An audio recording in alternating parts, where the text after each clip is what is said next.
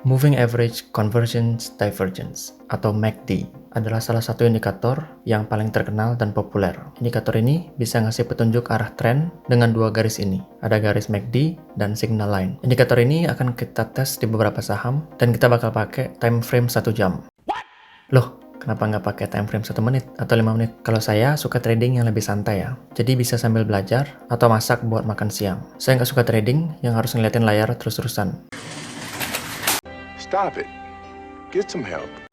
Tapi teman-teman bisa edit sendiri kodenya kalau mau tes 1 menit atau di time frame yang lain. Jadi teman-teman bisa lihat seberapa besar persentase profit yang realistis dari strategi ini. Nice. Kalau teman-teman suka dengan tutorial seperti ini, ingat like videonya.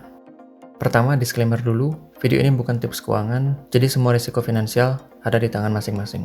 Dan video ini dibuat dengan asumsi teman-teman udah pernah belajar Python dan udah nonton video-video di playlist ini. Oke, lanjut.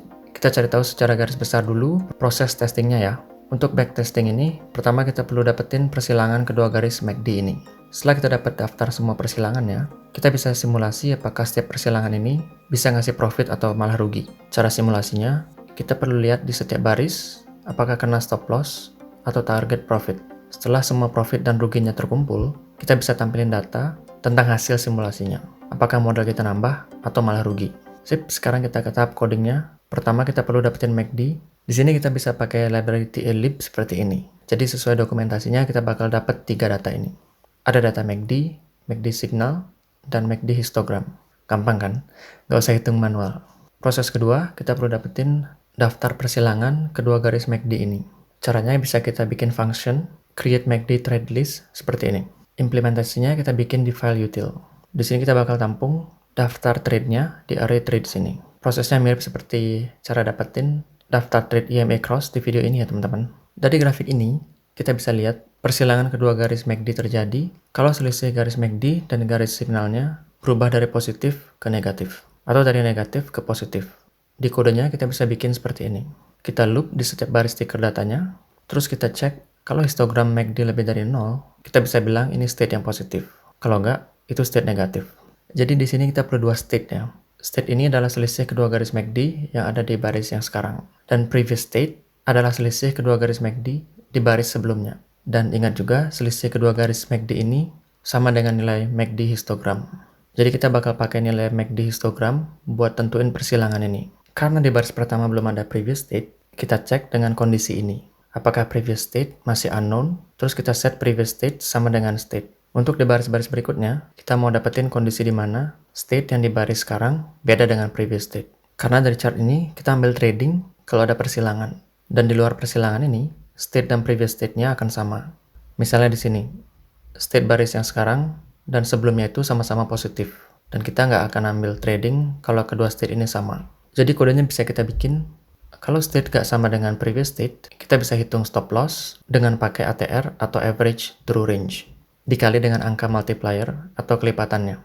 Dan take profitnya bisa dihitung dengan risk reward ratio dikali stop loss. Oke, sekarang kita udah deteksi persilangannya, kita bisa kasih strategi trading yang kita mau. Strategi ini teman-teman bisa atur sendiri ya. Di sini saya mau long atau prediksi harga bakal naik kalau state sekarang positif dan harga sahamnya di atas 200 EMA.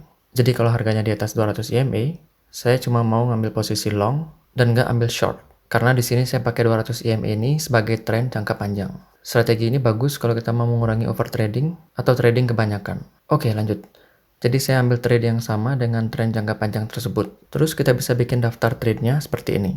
Hal yang perlu diperhatiin di sini adalah kita ambil posisi bukan di baris pas ada persilangan, tapi satu baris setelahnya. Jadi misalnya di grafik ini ada persilangan, kita baru ambil posisi setelah dapat konfirmasi persilangan tersebut. Nah, konfirmasi persilangan ini baru kita tahu setelah sesi di time frame ini close atau selesai. Jadi baru bisa ngambil posisi long di candle berikutnya. Makanya di sini indeksnya bukan I, tapi I tambah 1. Karena pas indeks I itu baru terjadi persilangan. Terus begitu juga dengan sebaliknya. Kalau state yang sekarang negatif dan harga saham di bawah 200 EMA, saya cuma mau short atau prediksi harga bakal turun. Sisanya mirip seperti yang di atas. Ingat juga buat ganti value previous state jadi state untuk loop berikutnya. Mantap, bagian dapetin trades-nya udah beres. Proses berikutnya adalah gimana caranya tahu apakah trade yang kita punya di daftar tadi akhirnya profit atau rugi. Cara tahunya bisa dengan simulasi hasil trading. Di sini kita bikin function simulate MACD trading seperti ini. Jadi gambaran kasarnya, kita pakai persilangan yang kita dapat, terus kita lihat di baris-baris berikutnya, apakah harga sahamnya udah kena stop loss atau take profit. Jadi teorinya seperti itu. Kita balik lagi ke codingnya ya. Kita bikin loop buat setiap trade di daftar trades yang kita punya. Jadi data pentingnya kita bisa ambil seperti ini.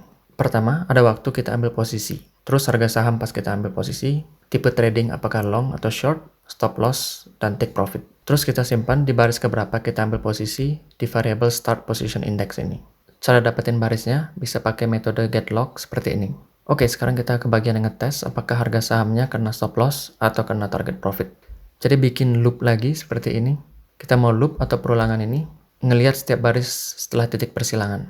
Terus kita lihat apakah harga tertinggi dan rendah di baris berikutnya bakal kena stop loss atau take profit. Jadi di sini kita tambah start posisi index dengan K ya teman-teman. Artinya di setiap loop, K ini bakal bertambah dan bakal ngecek setiap baris yang ada setelah kita ambil posisi. Sekarang kita cek lagi.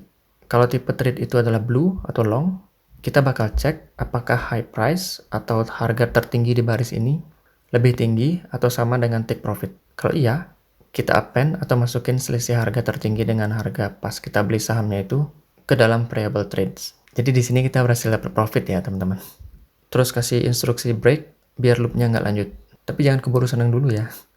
Kita perlu cek juga apakah harganya justru kena stop loss. Di sini kita lihat apakah harga terendahnya lebih kecil atau sama dengan stop loss. Oke, itu tadi untuk tipe trade yang long ya. Sekarang kita cek tipe trading yang short. Prosesnya sangat mirip. Cuma bedanya di sini kita cek apakah harga terendah itu lebih kecil daripada take profit. Karena kalau short, kita pengen harga sahamnya serendah mungkin. Jadi kita ambil profit kalau harganya jatuh ke bawah take profit. Sama juga dengan stop loss. Kita harus terima rugi kalau harga sahamnya naik ke atas stop loss. Dan terakhir, return resultnya. Oke, proses simulasi udah beres. Sekarang kita bisa coba run aplikasinya. Seperti biasa, kita pakai saham Microsoft dulu ya. Kita ganti intervalnya jadi 1 jam, supaya bisa dapat data 600 hari. Sisanya bisa dibiarin seperti ini. Iya, jadi gimanakah hasilnya? Sepertinya nggak bagus ya teman-teman. Di sini kita dapat kira-kira 150 kali trading, dan rata-ratanya minus. Dari chart ini kita nggak begitu bisa lihat performa trading dengan strategi ini. Tapi kalau kita scroll ke bawah, kita bisa lihat pergerakan modal awal kita. Dan di sini agak sedih ya, kita malah rugi. Sementara kalau kita cuma beli dan diamin aja, saham Microsoft ini naiknya sekitar $200 di periode ini. Itu per satu saham ya. Oke, kita coba tes dengan saham lain. Misalnya Apple. Profit sih, tapi masih kalah jauh dengan strategi buy and hold ya. Atau kita coba saham yang lagi ngetrend, misalnya Tesla. Wow, ini profitnya sekitar $200 per saham. Tapi coba kita bandingin dengan strategi buy and hold. Profitnya jadi sekitar $1.000 per saham. Jadi dari saham-saham ini, kelihatannya strategi MACD masih kalah dengan buy and hold ya. Teman-teman yang penasaran bisa tes dengan saham lain. Atau bisa juga ganti parameter-parameter ini sesuai kebutuhan. Terus komen di bawah hasilnya gimana. Oh iya, buat teman-teman yang perlu nonton cara setup project ini, bisa nonton playlist di sini. Selamat bereksperimen ya.